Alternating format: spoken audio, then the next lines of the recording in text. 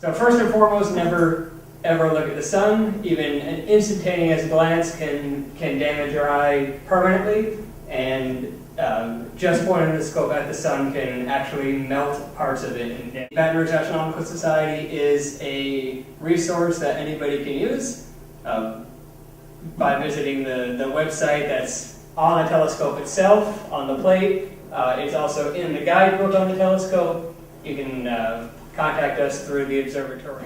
This is the Orion SkyQuest XT6. That means that there's a 6-inch mirror in the bottom of the telescope. It is it was donated to the library system as a new way for people in the parish to enjoy astronomy. Now, the telescope is considered a beginner telescope. It's designed to be carried fully assembled by one person using the handle. And the way that you carry this is simply just pick it up and it will balance itself horizontally by the handle. It's strong enough to hold it. Now, even if you're carrying it alone, it's nice to have a second person to hold open a door, carry your books. Now, we ask that you carry it in the back seat of a car, or maybe in the front seat with the seat folded back. Just something that's soft.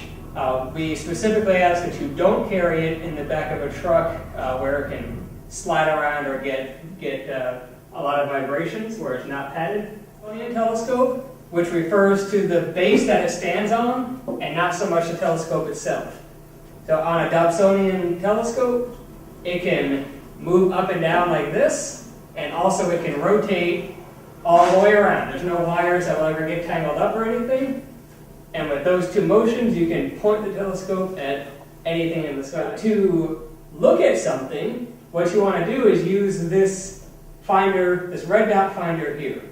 Now what this does is when you turn it on, you'll put your face like this and you'll look along the tube of the telescope and out through the finder scope. And you'll see the floating red dot that's inside this tube right here. And you point that dot at whatever you want to see, and then whatever it is that you pointed at will be in the eyepiece.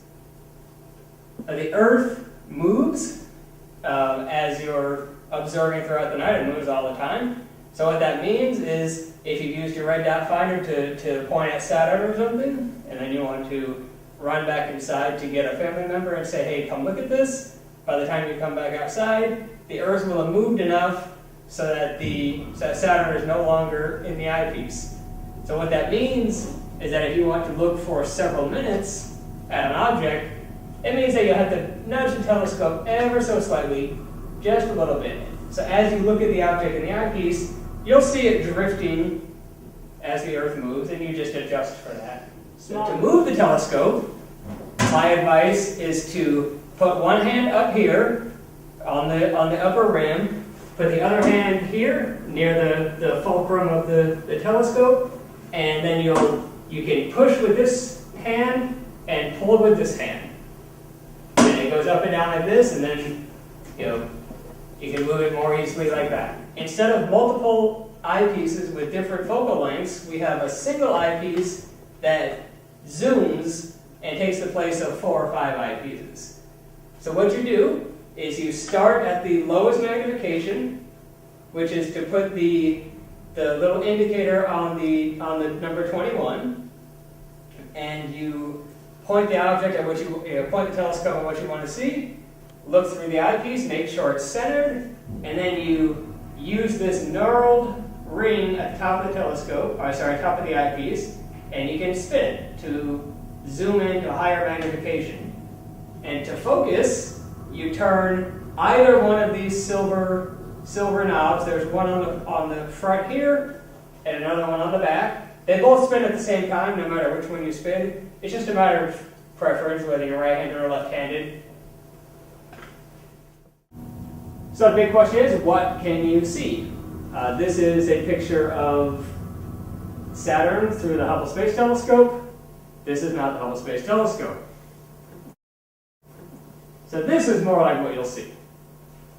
And on a good night, you'll see the Cassini division, which you can't see here very well. And you might even see Titan, the moon, which is somewhere down here, but I can't see it on the screen. The moon is a fantastic object to look at. It's very bright. For some people, it's uncomfortably bright. You'll see it won't damage your eye like the sun will, but sometimes you might see some spots. Don't be overly concerned about that. That's just your pupil shrinking. Jupiter, always a good target. You'll see banding on the planet from weather patterns. Here are the 4 Galilean moons. Those are easy to see. You can see those in a pair of binoculars. A star cluster. There's lots and lots of star clusters out there. I encourage you to look at some of these. So that would just be sparse stars around it and then some clump in the middle. They're typically gravitationally bound to one another. They're of a similar age. They came from this same cloud of dust a long time ago. And if you happen to have a family member, or you live out in maybe Zachary or someplace a little out of town, you might get to see a galaxy like this.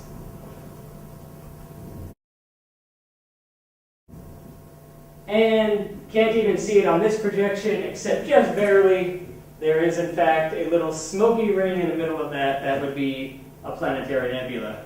But there are much bigger nebulae out there, and again it just depends on how dark your skies are about what you can see. But winter is coming up. The Orion Nebula will be up all winter. That's a very common target. It's actually up right now at 3 in the morning. The telescope is modified so that very few things can be turned or adjusted or taken off. So we've already covered the fact that the eyepiece moves.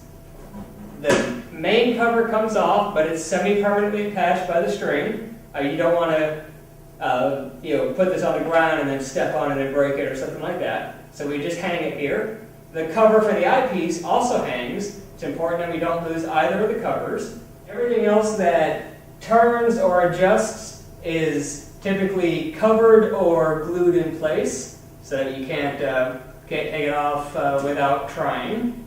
Now the most important thing is never to touch anything that's made of glass with your fingers or with anything. There's a glass mirror at the bottom of the telescope. That one is very hard to get to. There's a glass mirror at the top of the telescope here. Now you could accidentally somehow grab this one. Just don't stick your hand inside the telescope and you'll be fine. The one that will get dirty the fastest, and this just happens, is the eyepiece itself, because the glass is very shallow. It's only that far into the eyepiece, so your eyelashes can touch it. Dandruff from your eyelids or eye makeup will get in there. And somebody from brass will periodically clean these things. So in conclusion, telescope is pretty tough, but it's not indestructible. Don't throw it down the stairs, don't put it in the back of a truck. Always err on the side of caution and be respectful for the next patron. Don't get discouraged on your first time out. Astronomy is not easy. It does take some practice and some patience, especially in Baton Rouge. The astronomy here is very difficult because we have terrible weather, as evidenced by today. Even on a good night, it's still very humid. The atmosphere is very turbulent. We have a lot of light pollution. We have a very low altitude. All these things are against us. If you can enjoy astronomy in Baton Rouge, you can enjoy it anywhere. And always ask if you aren't sure. Call the library, contact the email that's in the guidebook that's velcroed to the side of the telescope. The website is glued to the telescope itself. You can go to the brass website. Like I said, call the telescope. Don't call the telescope. Call the library, call the observatory. You can get help for this thing. Don't be worried if you think you broke something or whatever. There are things on here that are going to wear out. It's going to happen. And most of all, have fun. Thank you for coming out this morning.